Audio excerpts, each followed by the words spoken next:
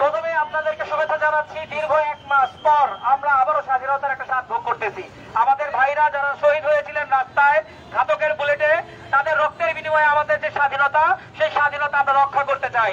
যদি আমাদের এখানে আবার কোনো সন্ত্রাসী, যদি কোনো চাঁদাবাজ আমাদের এখানে আবার সন্ত্রাসী কর্মকাণ্ড চালাতে চায়, তোলারাম কলেজ সেই সন্ত্রাসী কর্মকাণ্ড সবসময় রুখে দিতে প্রস্তুত আছে। আমরা সবসময় সোচ্চার আছি। আমরা আমাদের ভাইদের শহীদদের প্রতি সম্মান রেখে এবং যারা আমাদের সাথে শহীদ হয়েছেন, যুদ্ধ করেছেন, একসাথে ছিলেন, তাদের সকলের প্রতি আরেকবার কৃতজ্ঞতা জানিয়ে বলতে চাই, আমাদের নারায়ণগঞ্জে আমরা আর কোন সন্ত্রাসী কর্মকাণ্ড হতে দিব না। আমরা সরকারি কলেজের শিক্ষার্থীরা আজকে এখানে একত্রিত হয়েছি।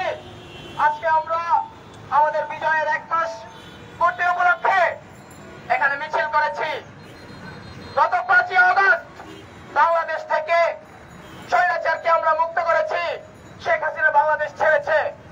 নারায়ণগঞ্জ থেকে শামীম ওসমান নারায়ণগঞ্জ ছাড়া হয়েছে এবং তুলারাম কলেজ থেকে রিয়াজ কি এখন তুলারামগঞ্জে আছে?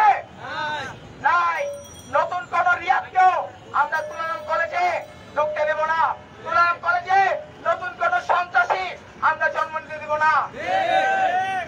বন্ধুগণ, আমরা আমাদের এই বিজয়ের 1 মাসে শপথ নিচ্ছি যে আমরা ছাত্ররা একটি নতুন বাংলাদেশে নতুন রূপরেখা তৈরি করব এবং আমাদের ক্যাম্পাসকে একটি নতুন রূপে আমরা ছাত্ররা সাজিয়ে তুলব, যেখানে কোনো বৈষম্য থাকবে না, সেখানে কোনো সন্ত্রাসী থাকবে না, সেখানে কোনো দখলদার থাকবে না।